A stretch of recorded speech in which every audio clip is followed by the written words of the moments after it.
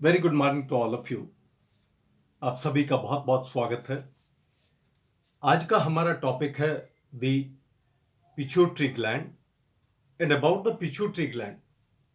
Pituitary gland को शुरू करने से पहले हम आपको थोड़ा सा ये बताएंगे कि ये पिट्यूटरी ग्लैंड कौन से सिस्टम का पार्ट है और हमारे लिए क्या इंपॉर्टेंट फंक्शन करता है। तो देखिए, सबसे पहले आपको ये जानने की जरूरत है कि the pituitary gland, this is the important gland of the endocrine system. ये हमारी एंडोक्राइन सिस्टम का एक इंपॉर्टेंट पार्ट है। No, what is this endocrine system? The endocrine system is that system which is related with the endocrine glands only। हमारा endocrine system एक ऐसा system है जिसमें सिर्फ एंडोक्राइन ग्लैंड्स ही पाई जाती हैं और जिनको हम ये भी कह सकते हैं कि दी ग्लैंड्स विदाउट डक्ट और द डक्टलेस ग्लैंड्स, शरीर की ऐसी ग्लैंड्स जिनमें डक्ट्स नहीं पाई जाती, जिनमें नलिकाएं नहीं पाई जाती, जिनमें ट्यूब लाइक स्ट्रक्चर नहीं पाई जाती। We can divide our glands into number one, exocrine glands, number two, endocrine glands। अभी एक्सोक्राइन ग्लैंड्स क्या है? जिनके अंदर ट्यूब लाइक स्ट्रक्चर प्रेजेंट है, जैसे कि हमने लिवर को पढ़ा, गाल ब्लैडर को पढ़ा, पैनक्रियाज को पढ़ा और दी स्लेवरी ग्लैंड्स। तो जितने भी स्ट्रक्चर्स हैं जिनमें ट्यूब लाइक स्ट्रक्चर प्रेजेंट है, these are called as the exocrine glands and they secrete the some of the secretion or the enzymes in our body। but so for this endocrine system, अब ये endocrine system, इसको आपको समझने की जरूरत है कि एंडोक्राइन सिस्टम के अंदर कौन सी ग्लैंड है, किस टाइप की ग्लैंड है और ये क्या इंपॉर्टेंट सिक्रीशन करती हैं। So for this endocrine system, it contains only the endocrine glands which are ductless, means without duct, there is no tube like structure, no duct is present, इनमें नलिकाएं नहीं पाई जाती, उनको हम कहते हैं दी एंडोक्राइन ग्लैंड्स। अब ये हमारी बॉडी में काम क्या करती हैं? They secrete the chemical secretion which are called as the hormones directly in the body. इसका मतलब ये है कि एंडोक्राइन ग्लैंड्स हमारी बॉडी में सिर्फ एक ही काम करती हैं, हार्मोन को डायरेक्टली ब्लड के अंदर छोड़ने का। What are the hormones? हो सकता है आप लोगों को इसकी भी जानकारी की जरूरत पड़े। Hormones are the chemical secretions which are directly secreted in the blood by the endocrine glands, which go in the particular site or in the particular direction in our body for the specific action, जो हमारी body के अंदर directly blood के अंदर स्रावित होती हैं और अपना पर्टिकुलर फंक्शन, एक खास, एक विशेष कार्य बॉडी के उस पार्ट के अंदर जाकर के करती हैं।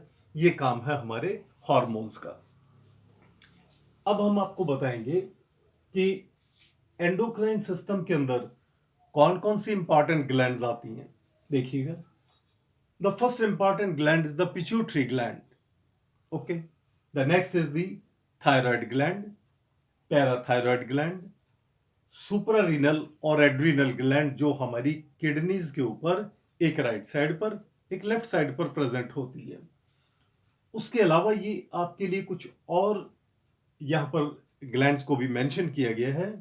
द पीनियल ग्लैंड, ये एक बहुत छोटी सी ग्लैंड होती है, ये हमारे ब्रेन में पाई जाती है। हाइपोथैलेमस हमारे ब्रेन का ही पार्ट है, जो जिसका भी इंपॉर्टेंट फंक्शन है कि हार्मोन्स को सिक्रीट करना। थाइमस, ये लिम्फेटिक सिस्टम का पार्ट है। लिम्फेटिक सिस्टम की का एक ऑर्गन है, ये ग्लैंड है जो कुछ हार्मोन्स हमारी बॉडी के अंदर छोड़ता रहता है। पैनक्रियाज, हमने डाइजेस्टिव सिस्टम में ऑलरेडी पढ़ा है कि पैनक्रियाज एक डबल ग्लैंड है, एक्सोक्राइन एंजाइम छोड़ती है और एंडोक्राइन हमारे हार्मोन्स लाइक इंसुलिन, ग्लूकागॉन ये छोड़ती है। Ovary and testis, male and female reproductive system से related. Ovary it secretes the hormones like the progesterone and the estrogen etc. Then testes, जो मेल रिप्रोडक्टिव सिस्टम का part है, it secretes the male sex hormone testosterone and the placenta. That during the pregnancy जो शिशु के चारों तरफ, baby के चारों तरफ जो पाया जाता है एक कवरिंग, वो क्या करता है, that is the, it is endocrine in nature, जो हार्मोन छोड़ने का भी कार्य करता है। तो ये है कुछ इंट्रोडक्शन एंडोक्राइन सिस्टम से रिलेटेड। चलिए अब हम अपने टॉपिक पर चलते हैं, that what is the pituitary gland, और ये हमारे लिए क्यों जरूरी है, क्यों इंपॉर्टेंट है, इसकी आखिरकार शरीर में क्या जरूरत है। इसको जानने से पहले you should know that where it is located, what is the size, what is the weight. देखिए, so for the pituitary gland, the pituitary gland, this is very small gland, this is located on the ventral side of the brain, हमारे brain के ventral side पर पाई जाती है। And so for the pituitary gland, this is very very small gland. आपके लिए ये सबसे important point याद रखना जरूरी है। The smallest gland of our body is called as the pituitary gland. इससे छोटी हमारी बॉडी के अंदर और कोई ग्लैंड नहीं पाई जाती। और अगर हम ये पूछें कि लार्जेस्ट ग्लैंड कौन सी है, our answer will be liver, क्योंकि शरीर में लिवर से बड़ी ग्लैंड और कोई नहीं है, 1.5 to 2 kg। लेकिन पिट्यूटरी ग्लैंड स्मॉलेस्ट ग्लैंड है। तो व्हाट्स द वेट, इसका वजन कितना है, जस्ट हाफ ग्राम ओनली, सिर्फ आधे ग्राम की, और 0.5 gram is the weight of the pituitary gland. The size about half inch only. लेकिन ये इतनी इंपॉर्टेंट ग्लैंड है that this is called as the master gland. हम इसको मास्टर ग्लैंड कहते हैं।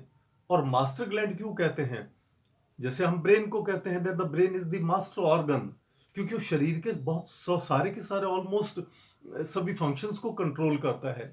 Likewise, the pituitary gland also secretes the maximum hormones in our body directly in the blood, जो अभी हम आपके सामने पिट्यूटरी ग्लैंड की डायग्राम और इसके पार्ट्स और हार्मोन्स के बारे में हाईलाइट करेंगे। तो इसमें देखिएगा, this is the pituitary gland, diagrammatically presentation है इसकी। इसके दो पार्ट्स हैं। आपको सिंपल ये अंडरस्टैंड करना है कि हमारी पिट्यूटरी ग्लैंड के दो पार्ट्स हैं, one is the anterior, one is the posterior. The anterior pituitary is called as the adenohypophysis, which manufactures the hormones itself and secrete। फिर दोबारा सुन लीजिएगा, हमारा एंटीरियर पिट्यूटरी, जिसको हम एडिनो हाइपोफाइसिस भी कहते हैं, ये खुद ही हार्मोन बनाता है और खुद ही ब्लड में सिक्रीट करता रहता है। आइएगा दूसरे पार्ट की तरफ, the posterior pituitary which is called as the neurohypophysis. Now this part, ये खुद कोई हार्मोन नहीं बनाता। अब ये खुद हार्मोन नहीं बनाएगा, तो इसके लिए ये फंक्शन कौन करता है, the function of manufacturing is done by the hypothalamus. ये देखिएगा, एरो हेड से हमने दिखाया है, ब्रेन का हाइपोथैलेमस इसके लिए हार्मोन तैयार करता है और इसके अंदर हार्मोन्स को भेज देता है।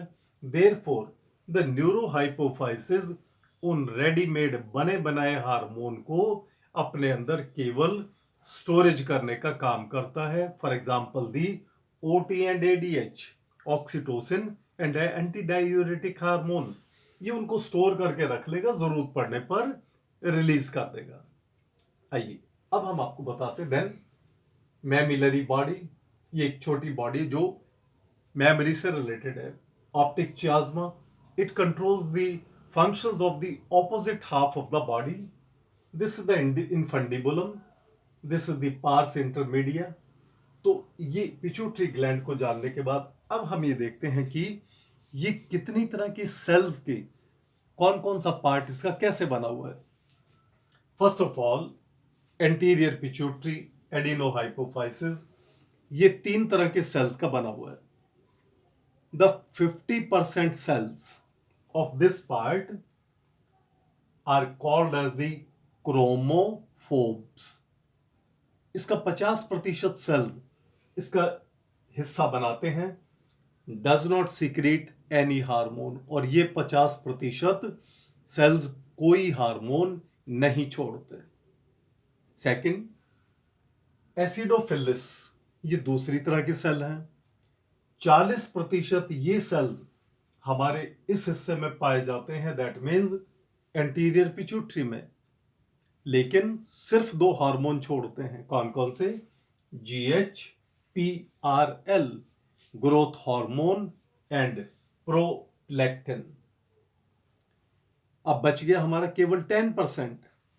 The 10% part of this anterior pituitary is made up of the third type of the cells which are called as the basophilus, जिसको हम बेसोफिलिस कहते हैं. ये केवल 10% सेल्स हैं जो इसके पार्ट को बनाते हैं, 10% पार्ट को बनाते हैं. Secrets maximum number of the hormones, और सबसे ज्यादा हार्मोन छोड़ने वाले यही सेल्स हैं. आपके सामने हम उन हार्मोन्स के नाम भी बताएंगे. For example, it secretes the TSH, thyroid stimulating hormone, ACTH, adrenocorticotropic hormone, FSH, follicle stimulating hormone, LH, luteinizing hormone, and MSH, melanocyte secreting hormone. तो ये हमारा एंटीरियर पिट्यूटरी है जो इतने सारे हार्मोन्स हमारी बॉडी में ब्लड के अंदर छोड़ती है. अब आइएगा पॉजिटीरियर पार्ट पे. दिस इज द पॉजिटीरियर पार्ट जिसका नाम न्यूरोहाइपोफाइसिस भी है. अब ये न्यूरोहाइपोफाइसिस, जैसे कि आपको हमने बताया, खुद कोई हार्मोन नहीं बनाता ये हिस्सा, बल्कि इसके लिए ये काम हाइपोथैलेमस करता है और 2 इंपॉर्टेंट हार्मोन्स ओटी और एडीएच को बनाकर इसमें भेज देता है. ये उसकी स्टोरेज करके रख लेता है और जरूरत पड़ने पर रिलीज करता रहता है. आपको शॉर्टकट में इनके फंक्शंस बताते हैं. OT, which is called as the oxytocin. अब ऑक्सीटोसिन का इंपॉर्टेंट रोल क्या है? Number 1, the oxytocin helps in the uterine contraction during the labor. That means during the process of delivery, it helps in the uterine contraction. Delivery के समय महिला में ये uterus, गर्भाशय की सिकुड़न में, दीवारों की सिकुड़ने में मदद करता है. This is the OT. Second important function, after the birth of the baby, it helps in the milk production in the female breast or the mammary gland. Mammary difference, वो mammary है, this is the mammillary. Mammary gland is the female breast. बच्चे के जन्म के पश्चात ये mammary gland में महिला की breast में मिल्क प्रोड्यूस करने में हेल्प करता है. Next is the ADH. What is ADH?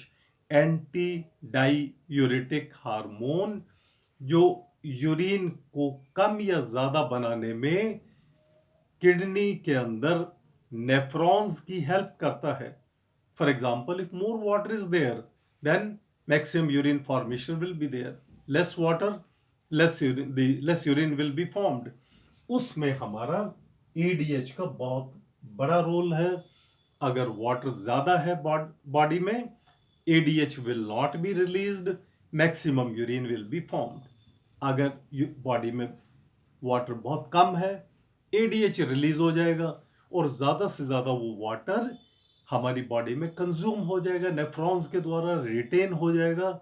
In this way इन दोनों का बहुत इंपॉर्टेंट फंक्शन है, OT and ADH. So this is all about the pituitary gland. तो please like, share and subscribe the video. Thank you very much.